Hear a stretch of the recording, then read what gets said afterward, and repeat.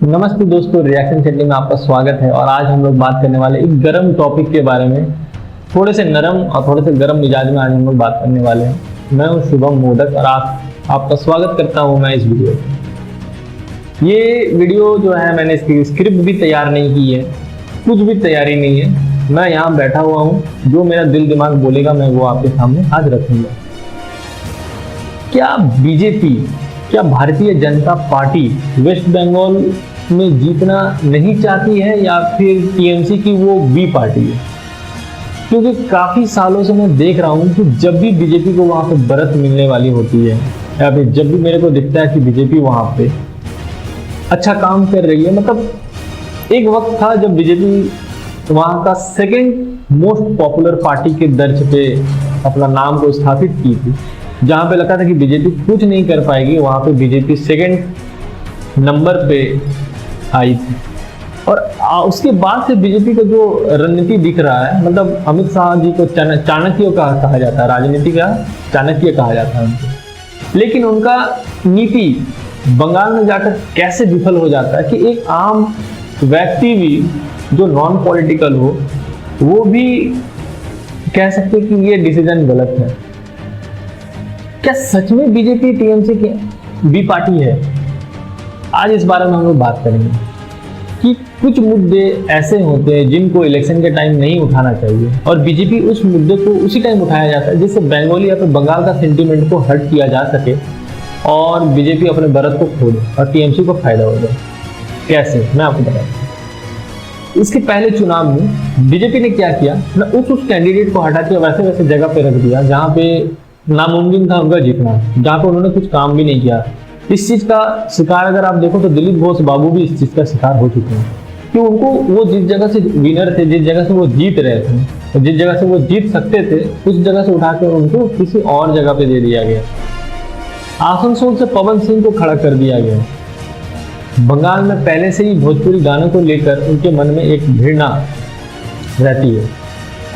उसके बावजूद आप एक भोजपुरी सुपरस्टार को आप आसनसोल पे खड़े कर देते हो जहाँ पे उनको कोई पसंद ही नहीं करता।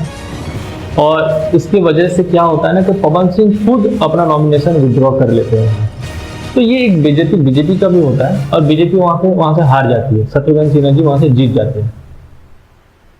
और भी काफी सारे उन्होंने ऐसा किए हैं, जैसे कुछ घोटालों में किसी एक नेता को पकड़ा गया है टीएमसी का, वो नेता रिलीज हो जाता है कुछ दिनों के बाद, कुछ सालों के बाद, ये कह के कि हमारे पास जो है बंगाली ट्रांसलेटर अवेलेबल नहीं है। मतलब जहाँ पे एक मूवी 10 लैंग्वेज में रिलीज हो सकती है, ट्रांसलेट होकर, डब होकर, वहाँ पे एक नेशनल इन्वेस्टिगेशन एजेंसी के पास बंगाली लैंग्वेज को ट्रांसलेट करने के लिए नहीं है। ये मतलब कितनी शर्म की बात है, जिस जगह का राष्ट्रीय गीत बंगला में हो उस जगह पे बंगला ट्रांसलेशन नहीं है। और हाल ही में देखा गया है कि बंगाली लैंग्वेज को लेकर भी एक जो कंट्रोवर्सी क्रिएट किया जा रहा है दिल्ली की तरफ से या फिर बाकी बीजेपी शासित राज्यों की तरफ से या फिर बीजेपी के नेताओं की तरफ से, उससे ऐसा नहीं लगता कि बंगाल में जो बंगालियां हैं, जो बंगालीज हैं, उनका सेंटिमेंट को हर्ट किया जा रहा था कि टीएमसी को फायदा पहुंचाया जा सके। तो मेरे को ये समझ में नहीं आता कि बीजेपी आखिर काम किसके लिए करती है, अपने लिए या फिर टीएमसी के लिए।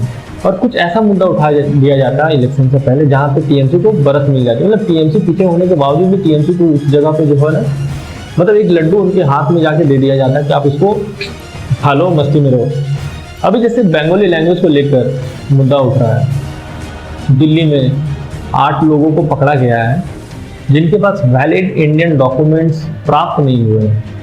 अगर उनके पास डॉक्यूमेंट्स प्राप्त नहीं हुए हैं या फिर इस डाउट से उनको पकड़ा गया कि वो बंगला बोलते हैं, तो बंगाली एक लैंग्वेज है, बंगला एक लैंग्वेज है। बांग्लादेशी बंगला क्या होता है, मतलब बांग्लादेशी लैंग्वेज क्या होता है?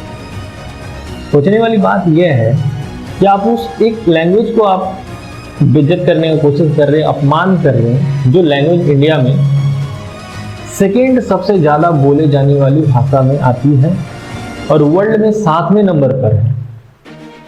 ये आपको सोचना पड़ेगा।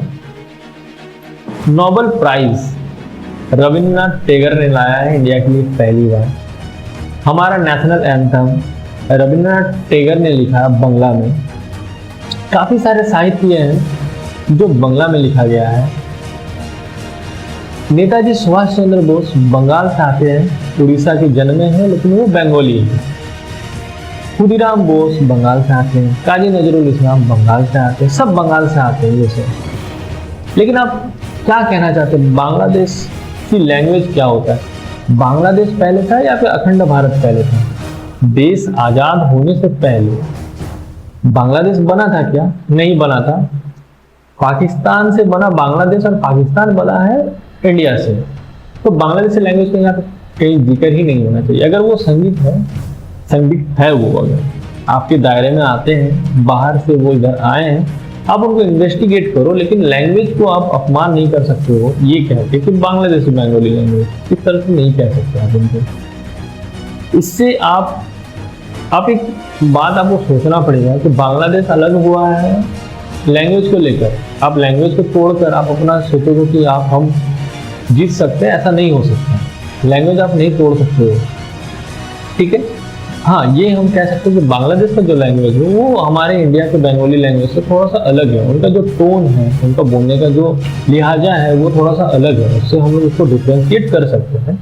लेकिन आपको ये क्लियरिफाई करके आपको लिखना पड़ेगा कि आप जिसको पकड़ रहे हो वो इंडियन नहीं है, वो बांग्लादेशी है, लेकिन आप किसी लैंग्वेज को अपमान नहीं कर सकते। क्योंकि इंडिया में जो है 48% या फिर 43%, आप एक बार गूगल कर लेना, लैंग्वेज जो है 43% लोग जो है वो हिंदी बोलते हैं, बाकी के जो लैंग्वेज है वो अदर लैंग्वेजेस बोलते हैं। दैट्स मीन हिंदी का जो लैंग्वेज है वो 50% भी नहीं है इंडिया पे। तो हर लैंग्वेज का सम्मान आपको करना पड़ेगा। आप अगर इस तरह से खेलोगे, अगर किसी भी चीज़ को आप अगर क्लियरली नहीं बोलोगे और जो नोटिस आप निकालोगे उसमें अगर इस तरह से लिखोगे आप, तो आप कहीं ना कहीं जाकर बंगाल के लोगों के सेंटिमेंट के साथ खेल रहे हो। आपको ये भी याद होना पड़ेगा कि सुभाष चंद्र बोस जी के साथ अगर साजिश नहीं होती तो शायद आज ये भारत अखंड भारत ही रहता। आज ये भारत टूटता नहीं पाकिस्तान में, और पाकिस्तान के बाद बांग्लादेश में। तो बंगाल के लोग हमेशा फ्रीडम फाइटर रहे हैं। ब्रिटिशरों के साथ लोहा लेने के लिए भी बंगालिया थे हमेशा, वो बंगाली ही थे जो वहाँ पे उन लोगों के साथ लड़ने के लिए। और आज़ादी का जो आगाज है वो भी बंगाल से हुआ है। बंगाल ने अपना प्राण दिया है, बंगाल ने अपनी जमीन दी है, बंगाल ने अपना जान दिया है, और बंगाल ही है जो भारत का लिटरेचर हब भी कह सकते हैं आप। तो उनके पास ही वो लिटरेचर है जो पूरी दुनिया में फैलती है। किसी भी लैंग्वेज का मैं अपमान नहीं करता हूँ, किसी को भी छोटा बड़ा नहीं करता हूँ, लेकिन आप जिस तरह से काम कर रहे हो इससे यही प्रतीत होता है कि आप हमेशा एक ऐसा मुद्दा को उठाते हो, या फिर अगर वो मुद्दा सही भी है तो उसको दुनिया में या फिर लोगों के पास आप कुछ इस तरह से लेकर आते हो जिससे आपका उस जगह के प्रति लगता है कि आपका कोई स्नेह नहीं है, आप उस जगह को जीतना नहीं चाहते हो। लेकिन इससे दिक्कत ये होता है कि आपको जो लोकल जो नेता है या फिर लोकल जो आपका कार्यकर्ता है जो आपको उस जगह पे काम कर रहे हैं इस होप से कि आज हम जीतेंगे, आज हम करेंगे, उनको मार पड़ती है, वो उस जगह का झेलते हैं, सबसे अलग थलग रहते हैं। उसके बावजूद जब सेंट्रल से कुछ इस तरह का सीन किया जाता है तो प्रॉब्लम उन कार्यकर्ताओं का होता है। आज अगर वो बीजेपी छोड़कर टीएमसी में चले जाएं या फिर टीएमसी को सपोर्ट करने लगे तो ये गलती कंप्लीटली सेंट्रल मिनिस्ट्री की होगी कि आपने किस तरह से उनको देखा या फिर आपने क्या रणनीति बनाई। मेरे को समझ में नहीं आता कि बीजेपी को हो क्या जाता है जब भी बंगाल इलेक्शन आता है, तो फिर वो कुछ इस तरह का मुद्दा उठा के लेकर आता है और या फिर उस मुद्दे को इस तरह से लोगों के बीच में लेकर आते हैं जिससे ममता बनर्जी को बढ़त मिल जाती है, उनको एक टॉपिक मिल जाता है और एक ऐसा सॉलिड टॉपिक उनको मिलता है जिसमें बीजेपी हमें पीछे हो जाती है। आप बांग्लादेशियों को पकड़ो लेकिन आप किसी लैंग्वेज का अपमान नहीं करो, और वो भी उस लैंग्वेज का जो इंडिया में सेकेंड लार्जेस्ट लैंग्वेज है और वर्ल्ड में 7वें नंबर पर आती है, और जिस लैंग्वेज का योगदान आपके भारत पे है, जिस लैंग्वेज का योगदान आपके भारत पे है, और वो साफ दिखता है।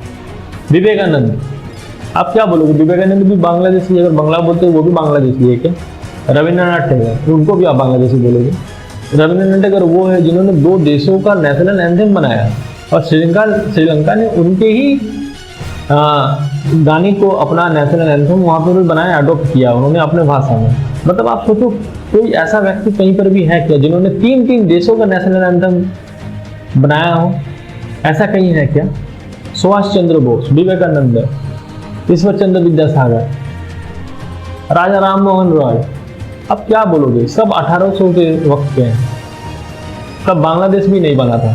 तो कोई भी चीज को करने से पहले आप थोड़ा सोचो कि उसको किस तरह से इम्प्लीमेंट हम कर रहे हैं, किस तरह से लोगों के तक वो पहुंच रहा है, बनाया बनाया अगर आपको लड्डू देना है तो कृपया करके अपने कार्यकर्ता को भी बोल दीजिए कि आप वहाँ पे कुछ भी मत करो भाई, मैं कुछ नहीं करने वाला हूँ। ये लोग यहाँ पे एकदम मेहनत पे मेहनत किए जा रहे हैं, अच्छे अच्छे लीडर को आप खो दे रहे हैं अपनी पॉलिसीज से। क्या करेंगे घर चलाने के लिए, जान जोखिम देने के लिए वो दूसरे पार्टी को ज्वाइन करेंगे ही करेंगे, और वही हो रहा है। तो एक व्रत को बनाए रखना था आपको, उस व्रत को भी आपने खो दिया। क्या आपको भी लगता है क्या कि बीजेपी बंगाल में टीएमसी के लिए काम करती है या फिर टीएमसी के साथ उनका कुछ भी सेटिंग वेटिंग है? क्या लगता है दादा और दीदी में कुछ है क्या सेटिंग? अगर लगता तो कमेंट बॉक्स में जरूर बताएं। आपको ये वीडियो कैसा लगा कमेंट बॉक्स में इसको भी बताएं। हमारे चैनल को सब्सक्राइब करें, लाइक करना ना भूलें। इस तरह के और भी अच्छे अच्छे टॉपिक्स को हम आप तक लेकर आएंगे जो एकदम अनफिल्टर रहेंगे और आप तक पहुंचेंगे। धन्यवाद।